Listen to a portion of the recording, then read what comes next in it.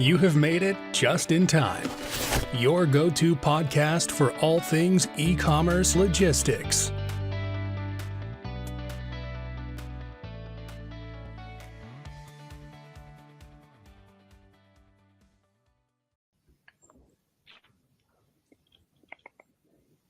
And we're live. Hello, everyone. How is it going? It's me, Petra and Sebastian here from Byrd, 3 co-founders. And it's our 8-year anniversary. We're very glad to welcome you all here. I can't believe it's been 8 years. And we'll try to make it as interesting of a session as possible. Good evening from the Philippines, I see. Amazing. Hey, how's it going? It should be super late wherever you are, so I really appreciate joining in at this time of the day. Means we have some exciting content for you. Look, 8 years, time flies. We'll try to go a little bit back into the past, but also talk about the current situation and the future. That's why it's the 3 of us. We have a bit of experience that built up. Overall, for anyone who's just clicked on Byrd anniversary to check out what Byrd is, I'll explain it very quickly. So Byrd does e-commerce fulfillment on a European level. The big vision for Byrd is really to build one European e-commerce standard that allows merchants to sell anywhere in Europe, because we really believe in Europe as a continent, Europe as an idea, Europe as one big marketplace. And it's just the history of the continent that makes it extremely fragmented. And we're trying to do our part to bring the continent closer, to bring the countries closer, to bring people closer. And we're doing it through just harmonizing logistics across Europe for e-commerce. Technically speaking, we're trying to put a software layer on top of it. But that's not your concern. Anyway, that's what we do. And we've been doing it for 8 years, apparently. So here we are. And we're talking to, I think, a very diverse crowd today, so maybe to kick it off and understand a little bit where everyone's at. Started with a quick poll. Well, it's only us who see them, so maybe it's interesting for us to share that actually 2/3 seem to be handling through a third-party provider, and around 20% in-house, and a small portion combination. I guess there might also be people who, as you said, are somehow connected to logistics, but don't necessarily have fulfillment business to actually handle. But definitely a large part of people here are connected to third-party logistics in some way. Cool. Well, Sebastian, Petra, how are you feeling after 8 years? 8 years of being in e-commerce logistics. How do you feel? Yeah, I think the interesting thing about our market is that it's really developed so much over the last years. I think when we really started, I remember at the beginning, the one question that came very often from online retailers was, well, why would I outsource my logistics? Why wouldn't I do it on my own? Isn't it actually, such a risky process to give my logistics processes to somebody else? And I think thanks to Shopify and all of these tools that help online retailers set up their business, it has become also kind of a super standard thing to outsource your logistics so that you can grow quicker. Because as we've heard, the market is fragmented and it's quite tough to grow as a company if you aren't able to get help from external providers. For me personally, I take care of all the commercial things. I feel like the discussions with online retailers have definitely changed a lot. 100%. I remember that was actually a very controversial topic. Should you ever outsource logistics? And I remember that like 8-9 years ago, we would always pitch is that, 10 years ago, everyone had their server in their basement and now everyone's running everything on the cloud. And we made the comparison that, now maybe it's true, most people still ship out of their living room, out of their garage or the warehouse, but it just doesn't make sense at scale. And I certainly see that having changed for sure. Probably a big part also during COVID, I think supercharged it a little bit when things went a bit haywire in 2020. In 21, probably a lot of people realized that as well. It also came down a bit after that, but that was probably a big change, I would say. But you let us know out there. I mean, the way we've experienced COVID was kind of crazy. I remember, because we've been around since 2016, and even started working on it before then. And so we were building up into COVID. We were already startup, but 4 or 5 years old, and that kind of COVID hit, and everything went into a kind of crazy mode and crazy growth mode.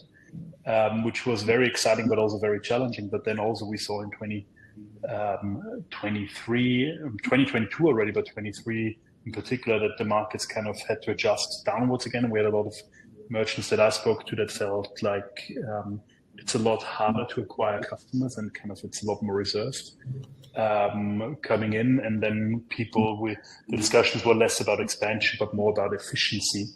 And how can we get basically the best price? It's certainly been quite a journey, I would say, and acquiring customers still isn't easy for the folks out there. But that's how I see it. It's probably why we have all those partnerships to lead to a topic that I wanted to talk about. But Yeah, good transition, Alex. So we definitely wanted to look back a little bit at what we've started in the last year. And I think one of the exciting parts was the different partnerships we've kicked off. On the partnership side, I think there's been quite a lot of really interesting ones. And I think also maybe Sebastian can comment a bit on that when it comes to the different marketplaces and sales channels out there. We have, that's one of the things that I personally see quite a lot, is that the retailers we have now, they're trying to find new ways to sell, right? Because they already have a functioning business model. Maybe they have their own Shopify shop. And now the question is, okay, how can you grow your revenue with the existing setup? I would say marketplaces are often an interesting way to go. And so I think one of the quite exciting technical partnerships that we have is with HelloPine, where we're able to connect different shop systems to a range of different marketplaces. I don't know, Sebastian, I think you can probably judge quite well from a technical setup, right? Do you think it's worth it using kind of a system that connects different layers, or would you? I mean, you're the expert, right?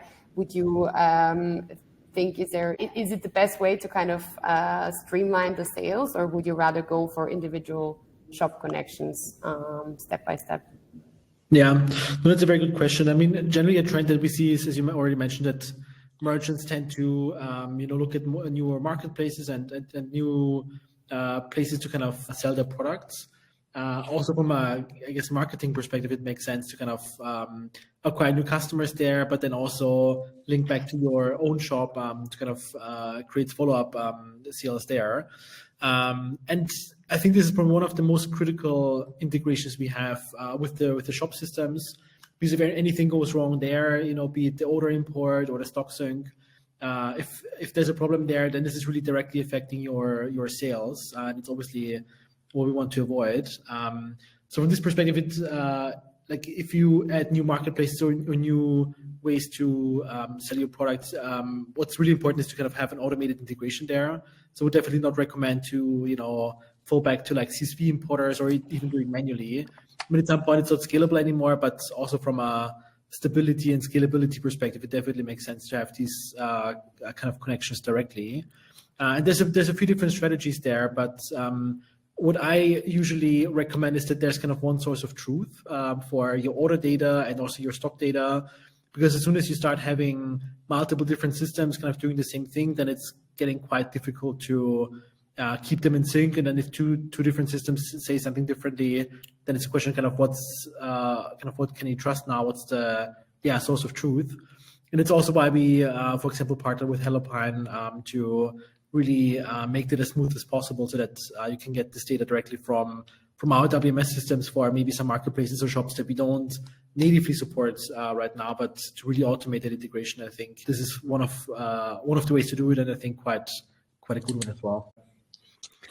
Yeah, maybe just to add on to that, I think the cool thing there is also that if you were to build integrations with all of the marketplaces, sometimes the strategy is also to focus on a very specific niche marketplace because that works really well for your products, but you also have to test these things out. So I think it's a smart way to first try it and try the different marketplaces in parallel. And then once you have the right strategy, because it might not be the first one that you try that will work perfectly, right, then you can actually decide that this is the right way. But I think even testing it is a bit tough if you then every time have to invest into the integration with each of them individually.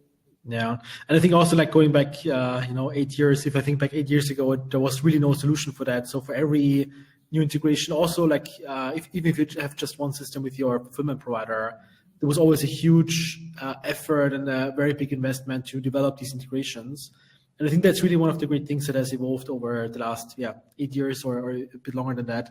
That there's many solutions out there that really automate that and make it very easy. And that's also generally kind of what we try to aim for, is to have a really smooth and easy integration so that you don't have to invest tens of thousands of euros in development effort to really integrate with the system in the first place, to really enable you to, as Petra said, kind of test these things before investing a ton of money to that. So I think that's definitely one of the things that has improved over the last 8 years. Yeah. And speaking about smooth integrations, I think the second partnership that we wanted to mention is the one with Procuros, which is connecting with different ERP systems. And I think that's one where we definitely see that as companies grow, right, you might switch from your own Shopify setup or a WooCommerce setup to something that enables you to do more with the system. And then you use something like, let's say a WeekLab or JTL or any of the more complex systems, also SAP. And that's usually where the integrations become really complex and customized. And so that's what we've done also with Procuros to be able to connect to those more customized systems so that you can basically really maximize the customization also on your shop side, but be able still to connect with us as a fulfillment system. I think that's another way to kind of do more with the current setup that a shop has. I think thinking about ways on how to use these systems to automate your processes and to be able to connect to different providers in the background. Maybe one thing I would add, because it's very different things, right? The Helopine and Procuros partnerships, and it's why do we do it, right? I think it's really important for everyone to understand what we try to aim for is just making our merchants successful, right? And so obviously we are a logistics company, right? So we store goods and ship as good and as fast as we can and handle returns as flawless as we can. But ultimately we are only successful if our merchants are successful. And the feedback we've been hearing over the last 2 years in particular, and that's what I was leading towards with COVID, was that the market's been tough out there for many. Yeah. And so they're looking for kind of ways to keep things to grow, right? And I think marketplaces can be a solution for that. I just asked the question, how does everyone feel about marketplaces? Because I think it's not uncontroversial, but it can be a really good way of growing. But also, how can you keep things simple, right? And complexity can really, really screw with your business, particularly if you're smaller or you've just started, right? It's very, very hard as an entrepreneur to stay on top of things. So we come up with those partnerships because we feel like, or we hope they add value. So if you have any opinion around that or any integration or benefit that you would like to see that will really help you, we're very open to hear it, because we see ourselves just as a facilitator, right? And we're only successful if our merchants ship stuff. So we try to be helpful with that, maybe as a general point. And I also see we have a question which also goes into partnerships of a different kind. Just reading it out, and Petra, Sebastian, you let me know how you want to do it. But looking at the carrier partnerships like Royal Mail and TPT, what's important to Byrd when it comes to the final mile carriers, and how would you characterize your relationship best in this space? Anyone wants to take it? Petra, Sebastian? I'm happy to comment on a from a commercial point of view. Maybe Sebastian from a technical side has a slightly different answer. But I feel like when we discuss this with our customers, the online retailers, right, what they need is the right solution for their product. So I think it's a bit hard to say, this is the one carrier that's the best for us. It ultimately really depends on your product, on the speed that you need to ship, on the expectations of your end customers. And since we have quite a wide range of different retailers, it really varies. So there's some where it's super important that it's as efficient as possible. Ideally, it's some kind of economy service, doesn't have to be super fast. Maybe it's even a subscription product that the end customer is not really waiting for at a certain time. And then it's really just about optimizing the price. There are other products where, you want to make sure that the shipping speed is super fast and that the delivery experience is kind of above standard. And then those services are going to be completely different. So I would say really, it really depends on the requirements. Obviously, there is a lot of cost pressure everywhere, but I think the details are really what make the difference, and what we really try to look at case by case. Yeah, I mean, it can also, I guess, comment from a technical perspective, because there's many different challenges out there as well. But I think what you said, Petra, at the end of the day, what counts is the customer experience, right? So the person receiving the parcel, what does the experience look like? And again, depending on the product, is it super small? Is it super heavy? Is it super expensive? I think these requirements vary. And as a merchant, I would always try to kind of keep that in mind and kind of get the best option there, ideally for the best price for the specific product. But from a technical perspective, it's also quite interesting because many carriers are quite old school in this way, and the integration is a bit challenging or quite maybe even difficult in some cases. But it's also what we're trying to do is really abstract that complexity from the merchant, because as a merchant, you don't really want to care about these technical details. All you want to care about is how can you market and sell your products. This is also something that we're trying to abstract there, and we're also happy to consult merchants on different options that are available in different countries, because that's the other thing, right? That there's no one European carrier, but it's really different in every country. So I guess that answer also depends on the country. One carrier might be really good in Germany, but might be not so good in Italy, or the other way around. So I think it's really a kind of a case by case from a merchant's perspective, but I would always try to kind of keep the customer in mind and what's the best solution for them. And Sebastian, we have like 20 carrier integrations, something like that, right? So that's why it's not easy to pick out one specific one, I would say. Yeah. Yes. I mean, there's two things I want to say about that. One, Alexander, who asked the question, to your point, what's our relationship with them, right? It's fairly close strategically, because we need to be very good at the customer experience, right? So it's not just the technical integration, it's actually also the operational integration.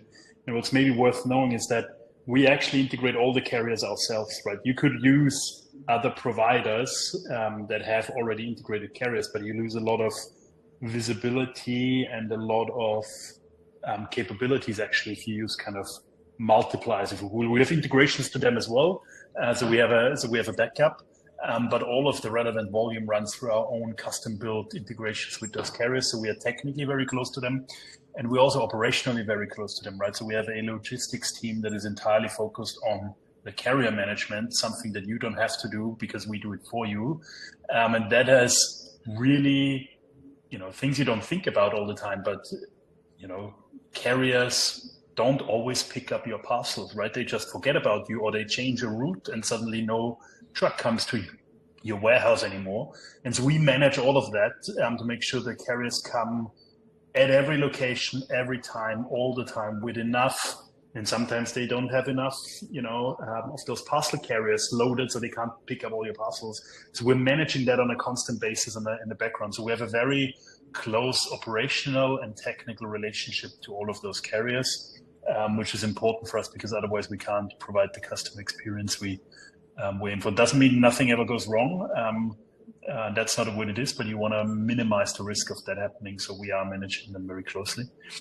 And I also had to, since we're also on an anniversary chat today, I also had to think of this one specific example that we had years ago with a German carrier. I won't name who it was, but they came to us and we wanted to build an integration, and we just tried to figure out, what's their pricing like? Is it like girth or maximum length, weight, etc.? And the sales representative had like a branded hanger, like a clothes hanger, and it was literally like that big. And he says, if the parcel fits through that hanger, it's price 1. If it doesn't fit through, it's price 2. And I remember Sebastian just being puzzled by how this industry works, right? And that was in the early days when we were figuring out ourselves how the carriers work. But I think it's just reflective of where the industry is to some extent. And a lot of things have changed in the meantime.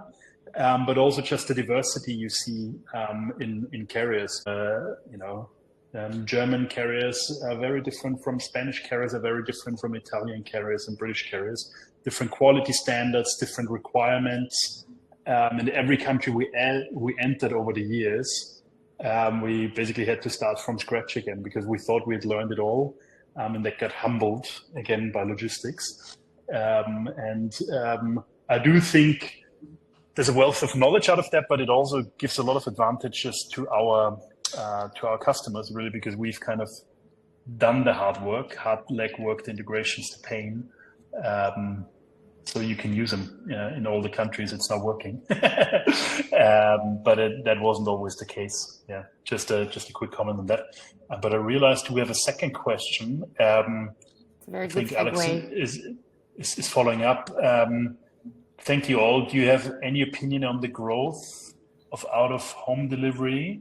The growth of out-of-home delivery and the benefits this is providing in terms of lifetime customer value. It's for parcel stations or like pickup stations. So I think in general, right, if you look at, I think the parcel stations are probably the most efficient way of delivering parcels. The customer experience can be very different. But if you think about the costs of last mile logistics and parcel logistics, the vast majority is just based on parcel carriers running up and down staircases, ringing at doorbells and trying to get the parcel directly to you, whether you're home or not. It's really actually inefficient if you think about it. Being able to, let's say, go through a neighborhood and ringing 25 times, running up the third floor 25 times versus dropping those 25 parcels at one location, I think makes a big difference. So personally, I believe we're gonna have a lot more parcel stations in the future because the customer experience, from my personal experience, is actually not that bad. And you at least have the parcel near you, and it's just infinitely more efficient. And in a world where efficiency is key at the moment, I think we're gonna see, I think maybe arguably slightly worse customer experience. I'm not even sure it is, with a vastly improved economics. I don't think it's gonna make the logistics companies more money. I think it just means they can negotiate further down and offer cheaper prices. But that's where I see the future, and there's a lot of infrastructure being built at the moment. I think there's also studies around it, right? It depends quite a lot on the culture, but for example, in France, these pickup points are quite common and culturally accepted, and people prefer to pick it up on their own terms rather than basically having it not delivered just because they're not at home. But looking at our markets, I would say, we're now active in 7 different markets, and I would say the behavior there is quite different. So I would really say it depends. As an e-commerce merchant, I wouldn't say that this is generally working or not. I would really, really try to look at it country by country, because we do see some quite interesting differences from one country to the other, especially when it comes to carrier preferences. So yeah, I think there's some interesting data to compare there for sure. Yeah.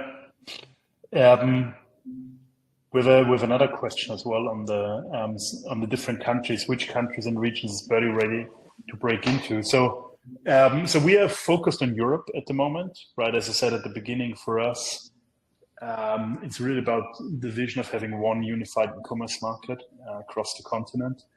So that's clear. We're currently operating in 7 markets with our warehouse network. We can ship pretty much to all other European markets and the rest of the world as well.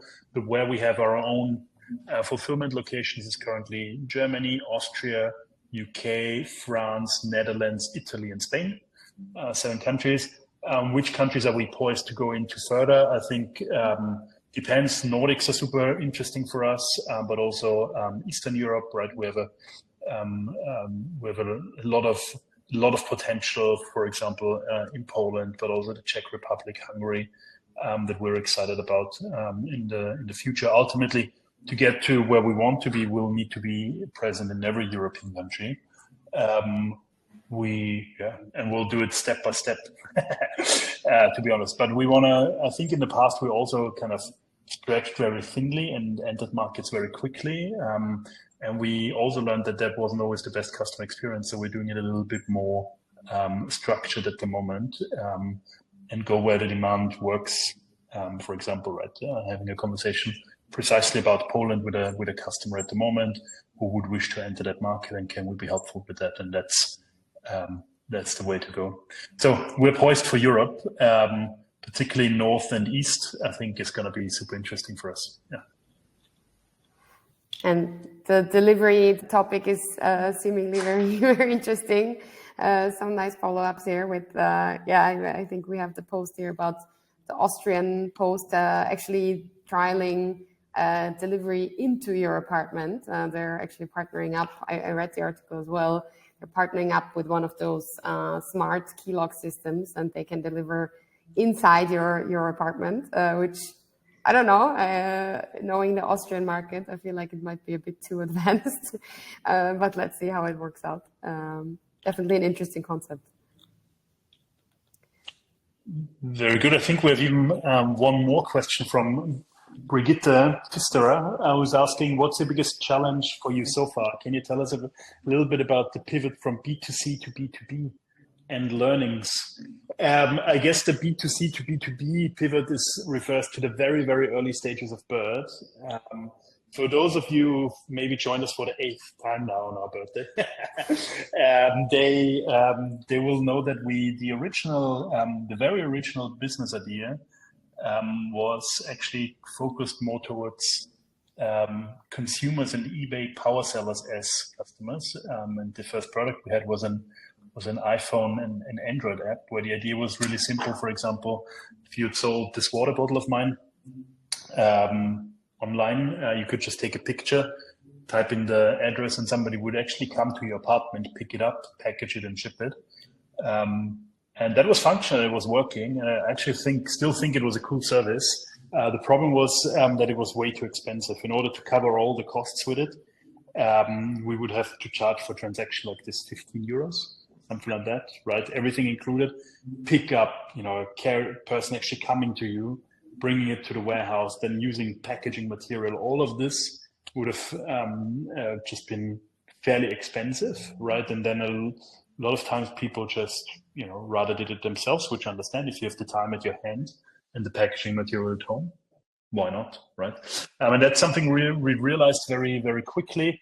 But where the business model did work was actually with brick and mortar shops. So kind of high street shops that were selling offline and online, and they maybe had sold 10, 20 items every day. And for them, it was actually time was money. So for them, it actually was commercially relevant and worked for us.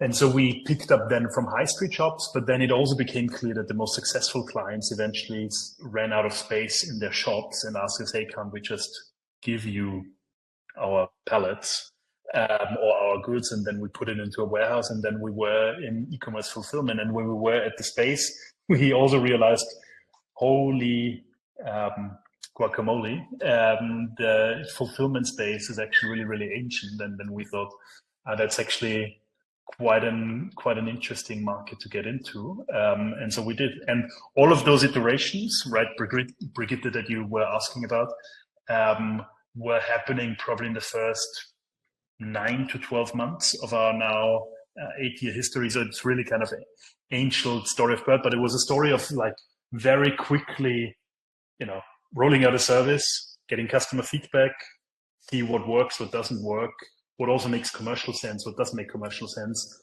and then reiterating it until we landed on the business model. And when we were on e-commerce fulfillment, it was very clear for us that we didn't want to build, we're from Austria originally in Vienna.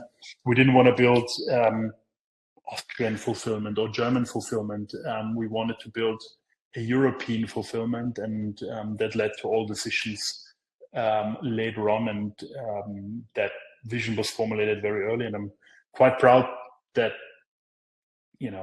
the pivot in the beginning got us to a stage where we could then formulate a vision that we've been able to be so laser focused on for the last 7 years. Of course, there's also been iterations in that, but overall the vision remains very, very clear. To answer your first question, actually, what was the biggest challenge so far? I do think it's related to COVID for me personally, right? Because COVID just meant at the beginning just such a surge in demand that it was hard to really, keep up with it and create good customer experience, followed by a then massive drop in volume across the customer base. That led to other difficult discussions because suddenly business models weren't working of some of our customers that previously were working, but they still had to pay their bills. So, it was a tough time, I think, particular in 2022 and starting of 2023. Since then, it's gotten a lot more normalized again. But like 2020, start of COVID to then the drop and start of the Ukraine war, I think were just extremely intense in both directions in a very short amount of time. And leading an entire organization through that and the customers is simply not easy. I think we're in a much more stable path and much more positive path by now, but at the time it was really, really intense. Definitely cost me a year or two, I would say. I don't know, Petra, Sebastian, how you feel about the biggest challenge, but that's how I feel. I think for me, there's always a new challenge, right? It's just that you develop and you learn from every new challenge. So I would have a really hard time picking out one specific one. I think just being an entrepreneur is just kind of facing challenges every day and developing solutions as you go. And I think that's also what makes it fun and exciting. So yeah, I personally cannot think of one specific one, to be honest. How do you feel? What was your biggest challenge so far? Just dealing with us, knowing nothing about software. Well, I think very similar. Not sure if I really want to say it's a challenge, but definitely one of the most, probably important ones is about the team, like getting the right team in place and kind of aligning them behind your vision and getting the right people for what you're trying to do. I think that's to get the right people there in the first place. I think that has been kind of difficult and quite crucial, I think, also for the success of the company. Probably very similar in other companies as well, but I'd say maybe not the most challenging one, but the most important one for sure. Very nice. Good questions, by the way. Thank you very much. I hope we're answering them to your standard. If not, do let us know. You can use emojis for that. The fastest and most straightforward way to do it. What I also wanted to talk a little bit about is in the kind of links to the past, but also really has a big presence for us as well. It's kind of how we're developing our network, because what's also really interesting about Byrd is, right, we've been expanding rapidly, but then also as things in the e-commerce market get a lot more focused around, efficiency. We also changed the way we kind of operate and have been building a lot bigger sites, a lot more sophisticated sites with more automation at larger scale. Because previously we were working on a smaller, more distributed scale. with less automation to optimize for flexibility. And that changed as the discussions changed more. Hey, how can we save money? How can we make sure that we are as efficient as possible? We've invested a lot at scale and in automation, and in particular also consolidated some of the network around it. And it kind of leads me to where we are today, with some really exciting setups that we can probably share a little bit about here. I don't know, Sebastian, if how much or so we can share about our most advanced warehousing setups these days. Sure, yeah. I mean, one of the locations we have in Halle with our partner Radial, there we've invested into one automation, which is called the Slam machine. And the people who are following us for a while might have heard about this already. But Slam basically stands for Scan, Label, Apply, Manifest. And basically what we'll try to look at is like, what does the whole kind of process chain look like from order placed to order shipped?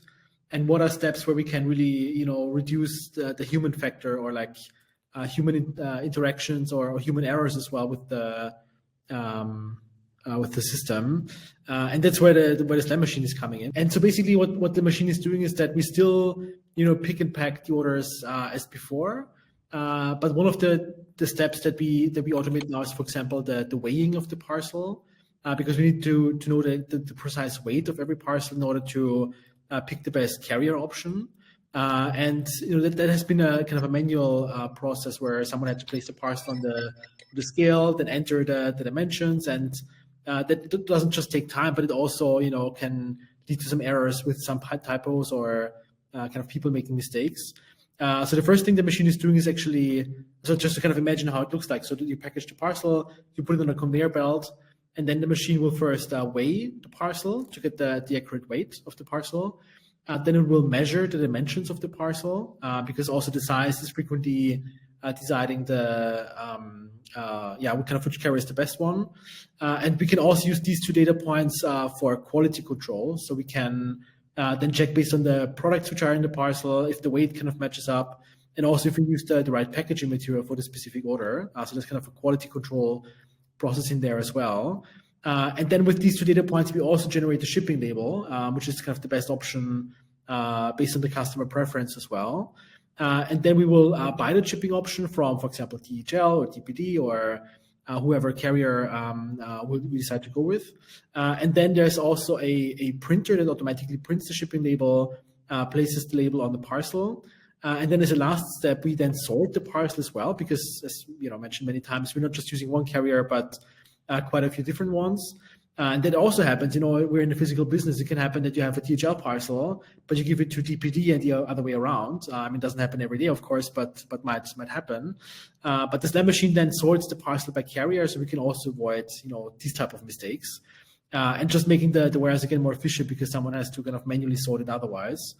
And that's kind of one of the first things that we're automating to basically improve the quality control with our orders, but also to reduce the human touch points, because that's probably one of the most expensive kind of resources in the warehouse is the human labor.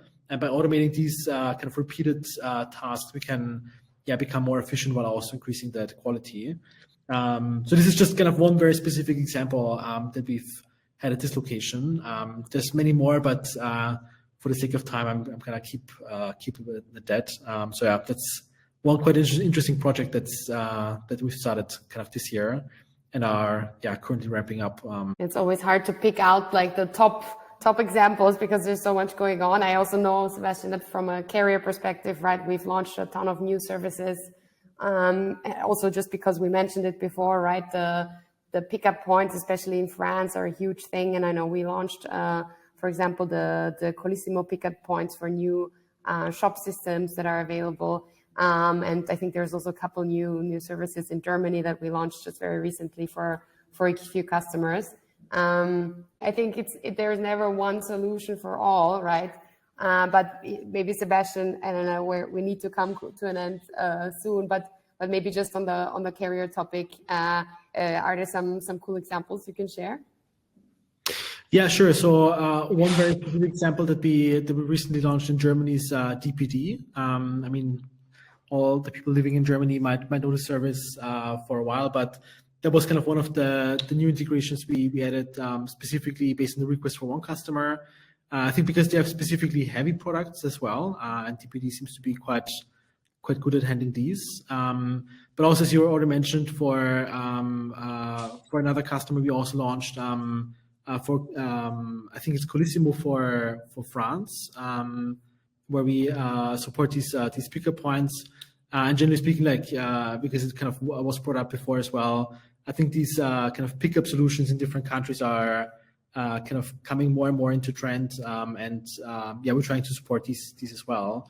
I guess one challenge here is that we kind of with every carrier, you have to kind of re-implement it because every carrier has different requirements. So maybe that could be kind of one solution on the market, I guess, to kind of have one pickup solution that works with all carriers, because right now it's kind of really a carrier dependent solution. Just some very concrete examples for this. Awesome. Yeah, I think that's exactly the complexity, right? That it varies from country to country, but at the same time, that I think is what we're good at, removing that complexity and providing I think, Alex, you are muted if you're saying something. My point was we've gotten good at it. It was a long and painful journey. I'm not gonna lie. Some of the mistakes we've made over the years, launching new countries. I just remember when we were already operating, I think in Germany, Austria, and France, we thought we'd seen it all. And then you launch and even the UK, and then you launch into Spain, and suddenly you realize, and many people know maybe, but like, cash on delivery is still a thing, and suddenly you need like a cash on delivery solution and a fintech solution, right? Some you handling some people's money. It's like, you built that, and then you go to Italy and they're like, haha, they're using cash on delivery. Genius, we already have that. And then you realize, oh no, Italian cash on delivery works differently from Spanish cash on delivery. And if you do it like that, you're basically fraudulent. So you come up with different solutions, and just the complexity behind it is just insane. And I think that's, something we frankly spent a lot of money on, but also a lot of time on, just cutting through that complexity, right? And it is nowhere in the world you have probably that kind of fragmentation with carriers and with just logistics. Because I mean, Europe is large, right? We're more than 300 million people, but it's not that large. The US has similar amount of people, but have like one unified system. And that we in Europe have to deal with this complexity, I think is just a huge drag for us to grow, particularly in the e-commerce space, because it just makes every transaction more expensive and slower. So I'm always going back to the same theme, but it's just really important for me that I'm just frustrated with how this is still the standard. But yeah. Anyway, we learned a little bit on your behalf, so you can use us now. We're now a reliable service. We've always been, but we had to. And thanks for the customers who are out there who actually joined us along this, who showed a lot of understanding while we were figuring things out. Since it's our anniversary, you know who you are, and we appreciate working together and having implemented all of this together. Yeah, to be honest. So, I think I want to have a little bit of an anniversary congratulations reflection every now and then. Very good. What else is new? Petra, Sebastian, have we built anything recently that we can share with you? Yeah, I'm not sure how much time we have to deep dive into it. I think there are some other cool examples of features that Sebastian's team has built for specific customers. Like, for example, the custom bundles that we have launched that really enable the customer to, I mean, the complexity usually comes with what the online shop wants to show in their shop system to the end consumer, right? And if the end customer needs to have more flexibility, which is usually nice for them, that just brings more complexity on the technical side. And I think that's true for the carriers, right? Because usually if you want to have a carrier selection, that means that we have to build more complexity into the integrations. And the same, I would say, is the case with the custom bundles. I think it's a really, really cool feature on the shop side, where you can basically decide, you build your own kind of package of products that you want to get, but there's different variations, there's different colors, different sizes. And yeah, I think at the end of the day, as an e-commerce merchant, that's what you have to provide, like a really cool customer experience. And Sebastian's team then implements these kind of things to make sure that it works operationally. Yeah, I think it's really quite a cool feature, and I mean, maybe to kind of be a bit more specific what it does precisely. So the specific customer is selling kind of knitting accessories and wool and kind of everything that you need to knit. But then they're not just selling wool online and like accessories, but they have kind of kits where you can, for example, you want to knit your own sweatshirt or something. They then have a bundle which includes everything that you need in order to knit it, including like the wool and the needles and the instructions and maybe some buttons and whatnot. And they have in all kind of different kinds of variations where you can pick the size, which kind of then decides how many pieces of wool do you need, or also the color and so on. And if you would, take all possible combinations, you would have, thousands of different kind of bundles for that. And then what many customers do is they use a service called kitting, where before an order is placed, they kind of combine these packages already. But again, with that sheer number of different combinations, it's not possible to kind of pre-assemble these kits. So we build a feature that we call custom bundles. And the way it works is that, a customer places an order for, the sweatshirt, which includes, 5 pieces of wool, needles, instructions, stickers, and everything. But then we don't just kind of throw everything into a box, because what if you order, 2 different sweatshirts, or like then maybe also a hat for the winter, or something else, and then you have everything together and you wouldn't know kind of what belongs to what. So instead of just throwing everything into one parcel, we then bundle them together into like a small paper bag that's then kind of one kit that has been kitted.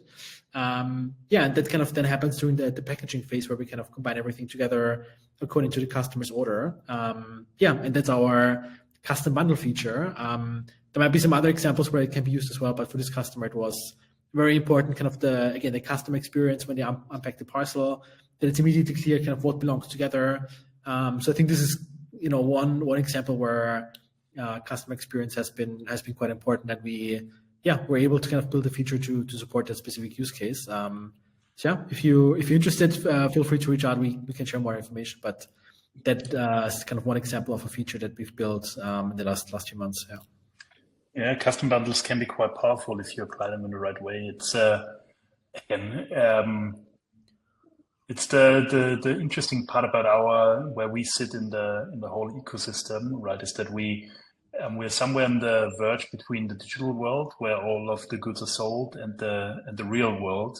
The real world and digital world are not always so easily compatible, and that's where all our passion goes into, is things like that, right? How specifically do you package that? And when we build something like that, it's not trivial. It's actually quite complicated, although the actual handling is trivial. But to do it at scale, you need to be very, very precise in how you do it, because it's still, in the physical world. And that's, I think, where we've built our strength over the years, is having this use case, but also having had dozens and dozens of other use cases over the past 8 years that we built and can now use for all of our customers. Hit us up, right? If you feel like now would never work with me because I have this specific process, I challenge you. We may have built it already. So do let us know. I wanted to say we actually had one more comment from Brigitte, and I think we have a few minutes left, so we can maybe touch on that, because I think it's a really cool point. She asked us, did your service change due to sustainable demands for customers and carriers? Did our service change per se? No. Actually, I think it's almost very clear, right?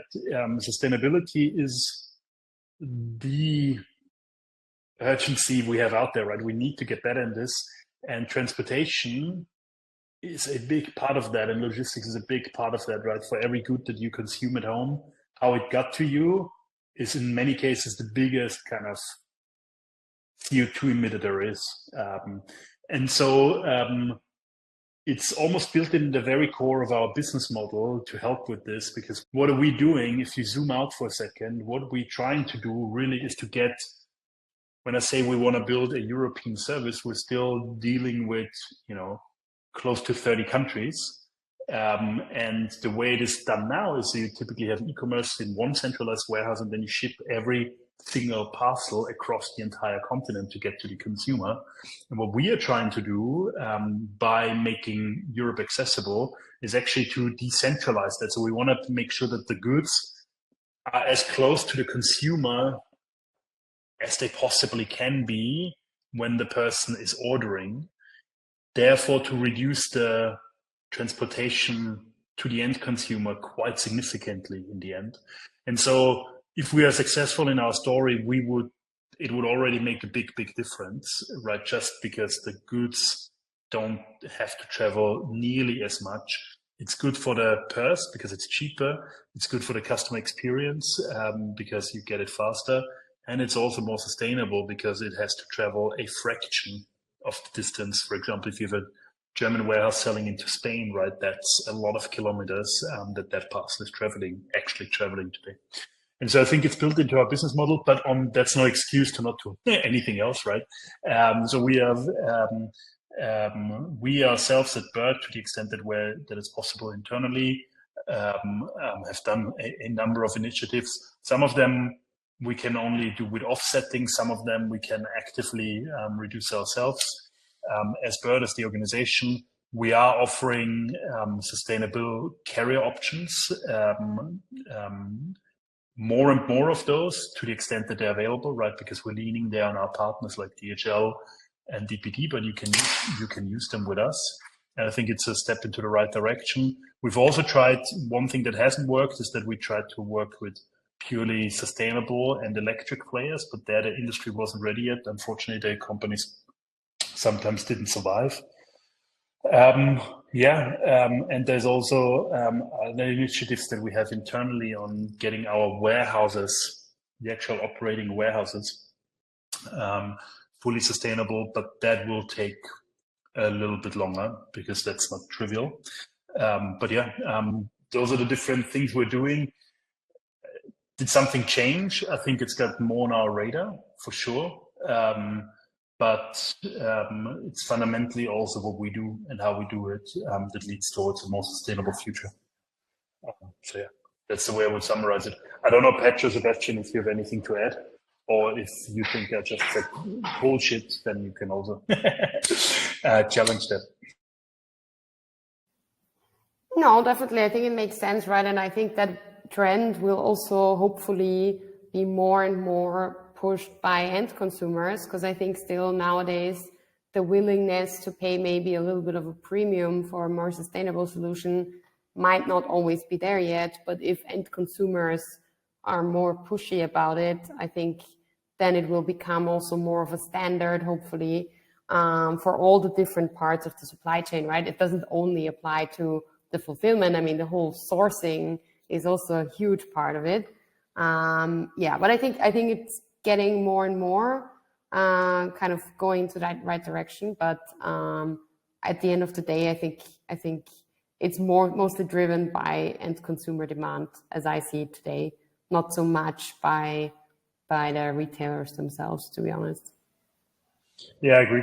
I mean, one thing I will say, right, I think it's a bit, we see this all the time, the logistics then charge a euro premium in order to kind of offset and stuff, things like that. So I think it's a bit of cheap to kind of put it on the consumer and say, yeah, you now need to pay euro extra because then we're sustainable. But I do think that overall the industry is changing, right? Everyone has kind of heard it by now. Things need to change. You need to get more sustainable, but it's not going to go quick. One of the most promising things are electric trucks for long haul distances that make a big difference in the CO2 emissions. But until that technology is there and actually viable and usable, for example, companies like DHL, I think it's going to be a while, to be honest.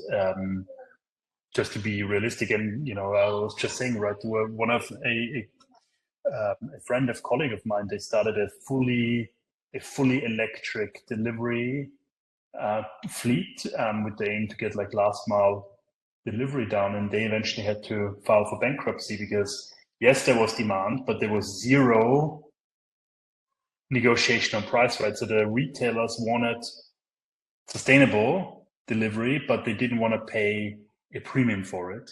And that makes it very hard for new players to kind of roll up the industry from there. So I think the more realistic scenarios is just old logistic companies slowly, as painful as it is, renewing the energy. Unless you change regulations dramatically, that could accelerate it potentially. But the way it is at the moment, I think it's going to be a lengthy process, to be honest. Yeah. That's my personal view. No bird view. Asterisks. Yeah.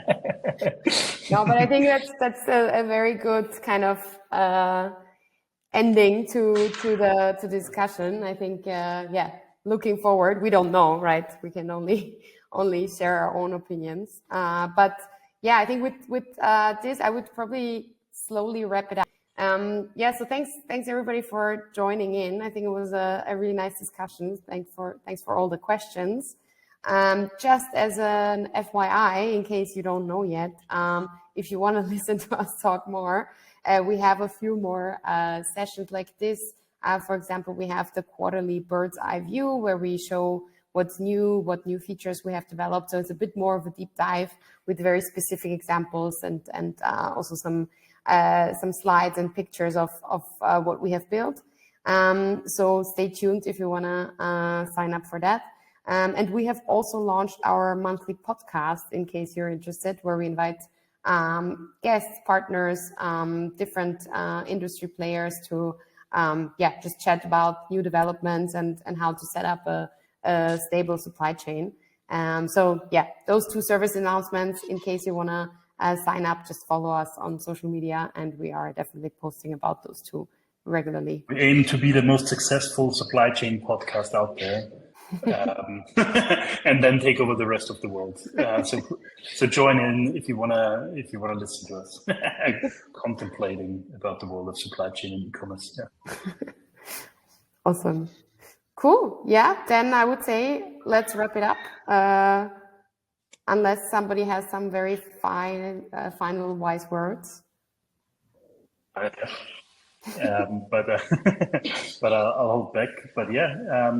Thanks for the great questions, everyone, again, and I'll see you at the 9-year anniversary. Yeah, exactly.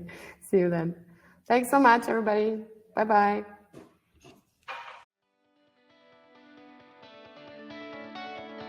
Thanks for tuning in to Just in Time, your go-to podcast for all things e-commerce logistics. Don't forget to share today's episode with your colleagues. Remember, timing is everything. For more information about Byrd's tech-driven e-commerce fulfillment services in Europe, visit getbyrd.com now.